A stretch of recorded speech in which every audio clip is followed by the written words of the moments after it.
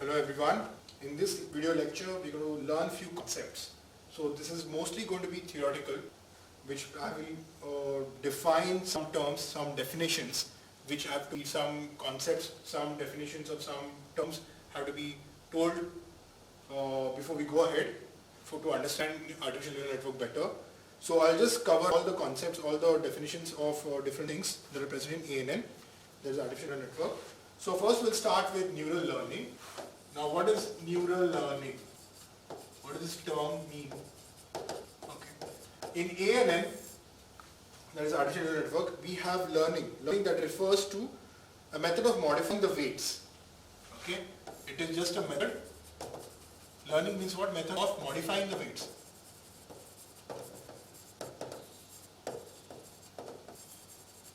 Modifying the weights of the neural network system. And that is a connection between the nodes of the specific network. Okay. So now there are different ways of do this neural learning. Okay. What are the different ways of doing this, or different ways of modifying the weights? There are different ways. There are different terms that are given to this. So the first one is correlation learning. Correlation. Okay. Correlation learning. What do you understand the term correlation? Okay, correlation means something together, something at one time. Something we do it together, we relate to it, right? So it is also called as, correlation learning is sometimes also called as Hebbian learning. We'll come to know what is Hebbian learning in the next video lecture. Okay, from where the name Hebbian has come. Is something also called as Hebbian learning. So what happens over here is there is gradual increase. Okay, there's a gradual increase in the strength of the nodes. Okay, strength among the nodes having similar output. When presented with the same input, when the same input is given, strength increases of node increases. When does it increase? There is a gradual increase in strength among the nodes having similar output when presented with same input. From the same input, if you have the same input, there is a gradual increase in the strength of the nodes. Okay, so strength of the connection between the neurons eventually comes to represent the correlation between their output. So there's a correlation between input and output. Correlation with output. Okay, so if there are if the nodes which are having similar output, the strength increases. Their strength increases. So there's a correlation with the outputs, right? So the nodes having similar output, their nodes, the weights are increased. So that's how we represent delta Wij equals C xi xj. Okay, C is just a small constant, and W is what? Delta Wi here, this means change in weights. This means change in weights. And C xi xj are the situation level functions, okay, that we have. We'll come to this again when you we'll do this detail in the next lecture. Just try to remember, in this video lecture, just try to remember different names or different definitions that I'm going to do. Okay? Now, the second one definition is competitive learning. What do you understand from the term competitive learning? Competitive learning is nothing but, it's a principle of neural computing when a pattern is presented. When a pattern is presented to a network, different nodes compete to become winners. Okay? When a particular input pattern is given, presented to the network, the different nodes compete to become winner. This is basically a competitive process which involves self-excitation and mutual inhibition among the nodes. Okay, among the nodes there is what? Self-excitation and mutual inhibition. Now there should be only one winner. Okay, so the nodes itself, they go into competition among themselves, and there's always, most of the times, they self-excitation and mutual inhibition until a single neuron emerges as a winner. Until a single neuron emerges as a winner, this will keep on happening. Okay, this is nothing but your competitive learning. So the connections between the input nodes and the winner node are modified and increasing the likelihood that that winner node will fire. Okay, likelihood that winner node will fire, and their rates are continuously increasing. Okay, so it will always win in the future. So this is how competitive learning takes place, okay, in an artificial neural network. Now there's a third type of learning, that is cooperation learning. Okay, cooperation learning. What is cooperation learning? From the term, I think you can guess how it behaves. Okay, cooperation learning. So different nodes may specialize in different subtasks so that together they can accomplish a much bigger task. Okay, so they work together. Basically, the nodes work together to achieve a task. Right? They work together to achieve a bigger task. For a bigger task, they work together to achieve it. They may specialize in different subtasks, but they work together to achieve much bigger tasks. So several nodes will learn same subtask, providing the fault tolerance. So the error is reduced. Over here, what happens is error gets reduced.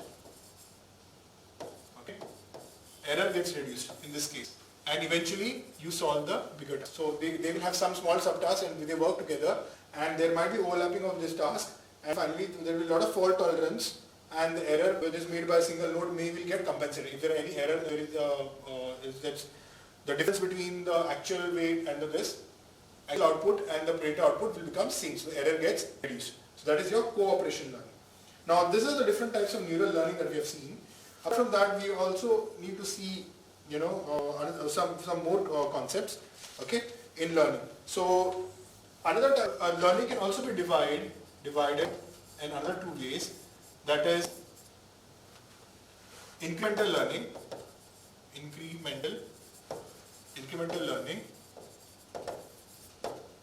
okay, or batch learning. Incremental learning also stands for stepwise learning. Okay, stepwise learning. And so what do you understand from the term incremental learning and batch learning? So the inputs are given one by one, that is stepwise learning, that is incremental learning. And batch-wise, all the inputs are given at one time. Okay. So so what happens is basically all the weights are adjusted in a single step. This is single step. Only one step, you give everything. Okay, the weights are adjusted based on that. So this is also called recording. Another term for this is recording. Okay. So this is how you can also divide your learning, categorize your learning methods in artificial neural learning. Okay. Now, our most widely used terms, and you come across this a lot of times, and you have to remember this. You cannot forget this. Most important part is supervised learning and unsupervised learning. Supervised learning and unsupervised learning. Now, what do you understand from supervised learning? Supervised learning is nothing but at each instant of time, when input is applied, a desired response D. Okay, a desired response D. Okay, desired response is provided by the teacher. What does that mean? A desired response. So when the output comes, we check the output of the desired response. Okay, the difference between the desired response and the actual response is the error. Desired response, actual response is the error, and used to correct the network parameters, and you change the weights based on that. So in supervised learning, basically what you're doing, you're helping the network to come to that particular desired response. You want him to behave in that particular way. You help it. You tell the artificial neural network that it should behave in this way, or this is the output that is desired. So that is your supervised learning. In unsupervised learning, whereas it happens that there is no error measured, error is not measured in this case, because there is no desired response given to it. Okay, it is not measured. So learning must somehow accomplish based on observation. Learning happens on observation, okay, observation and observation of responses. The output that it gets, it should learn. The network learns on itself. It should discover patterns. It will discover patterns, okay, and regularities and similarities, okay, similarities, etc. Okay, it will try to find on its own what are different patterns and regularities and similarities that are there, and it will organize and then give the output. Okay, so if the learning over here happens on its own. So unsupervised learning, there is no desired response given, or there is no external help that is taken into picture for this. Okay. Now there are other few concepts that I'll just cover in this video lecture itself. Few terms. Okay. One of them is now, what do you use? With the Artificial neural networks are used to classify or to divide the data points, or the inputs that are given. You can use to classify and tell what is the where it belongs to. Okay, so basically we divide this into different classes. So becomes something called as linear separability. Okay, whether it is linearly separable or not. So for two-dimensional inputs, if there is a line that divides the samples into two classes, then by using an appropriate perceptron is your neural model, and it can be derived from this equation by equation of separating line. Such classification problems are called as linearly separable. So if you can draw a line to divide, basically if you can draw a line to divide two different types of data, okay, that is how it is linearly separable. Okay, so now I'm just going to write the equation of line. How does it look like? W0 plus W1 x1 plus W2 x2, okay, equal to 0. Yeah, so the weights over here are W0, W1, W2, etc. Okay, and the inputs are 1, x1, x2, etc. Fine. So this is your equation of line, and that is given by one perceptron itself. It's given by one perceptron itself, one node, one neural model. Okay, so one artificial neuron will divide data into two different parts, two different classes. So this is how we call it as linearly separable. So if we can also say that if there is a simple perceptron, okay, it can separate the samples into two classes, then we can obtain the equation. This is the equation of line, right? This is the equation of line. Based on this, we can divide the sample of two classes. Now, there might be some cases where it is not linearly separable. And what are the cases? I'll just draw some examples over here. What are those cases? Now, if there's an XOR function, okay, if you have an XOR function, it is not linearly separable. You cannot draw any line like this and divide the two data points. Okay? Is it divided? It's not getting divided, right? Zeros are not at one place and x's are not at one place. So this is one where linearly separable. It's not linearly separable. There is a peninsular function also. If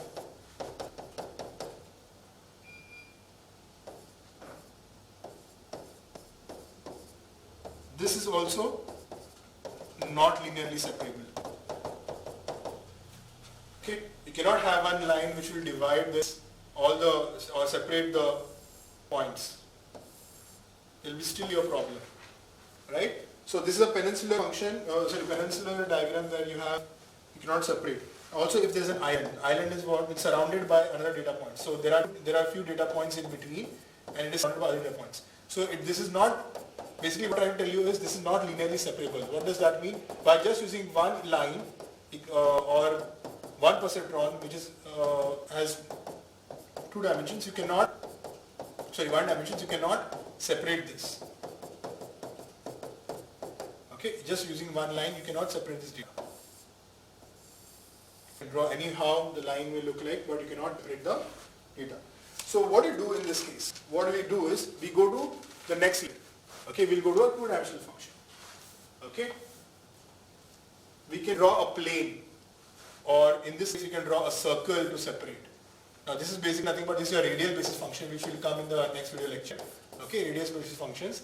We can draw a circle around it, or here you can draw a hyperplane, or you just go to higher dimensions basically and try to separate the data.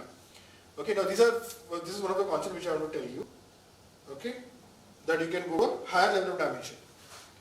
Okay, so if there is only one input and there is a two-class problem, it can be solved using one perceptron. I'm just trying to reiterate again. And if and only if there is some value of x naught, there is one value of x naught, that is your input value, such that all the samples, that means what?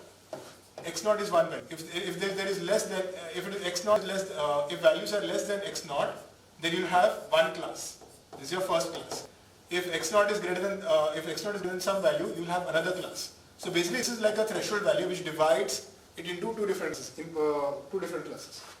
Okay. So That is what can be done. Okay. Now if there are three input dimensions, okay, there are three input dimensions and it's a two-class problem, okay, a two-class problem can be solved using perceptron. It is a plane. So basically instead of drawing a line, we draw a plane to separate this. Okay, separate different classes. And the coefficient, now see the lines, what are these weights? Weights are basically the coefficients. Here also you will have the weights. The coefficients of the equation of the plane will become the weights of the neural network. Okay, just remember this. These are the few concepts that we wanted you to know. So for higher number of input dimensions, if the number of input dimensions is higher, you will require a hyperplane. Okay, you require a hyperplane that will divide into different classes. You should divide into different classes. So using this, what we get? We get an equation basically. Now we have just done this, we get an equation. I'm just going to draw, and this equation, I mean you're going to see this a lot of times. Okay, so basically this is pure mathematics. Go up till, because we have n number of inputs. We can have n number of inputs to this, and that is why we have n number of weights. Okay, so this will divide this into different regions. You want to divide this into two different regions, W1 plus W0 plus W1 to x1. Okay, this will go up till plus Wn xn. Okay, if it is greater than one region will be greater than 0, another region will be what? Less than 0. So this should basically divide it into two different classes. Okay, so this will somewhat, I mean the perceptron will somewhat look like this. You've already seen this, xn, wn, okay, x1, x2 are the inputs, sorry, w1, w2, and let's draw a w0 here. So this is nothing, sorry.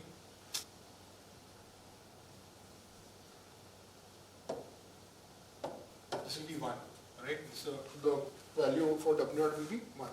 So this is how the activation function looks like. The f will depend on x1 and other weight also, right? So this will become 1 or 0. When is that? It crosses when you cross the threshold function. Okay. So that's from me. So when this is greater than 0, it will become 1. If it is less than 0, it will become 0. So this is nothing but n-dimensional input space. There is a hyperplane. That is the equation Wi xi. Right? This can go from, I can go from 0 to n. Okay, just remember this. So we are going to have this again cropping up in our artificial neural networks. Okay, so these are the concepts that I wanted to cover in this video lecture, and then we will go into much detail and other problems from the next video lecture.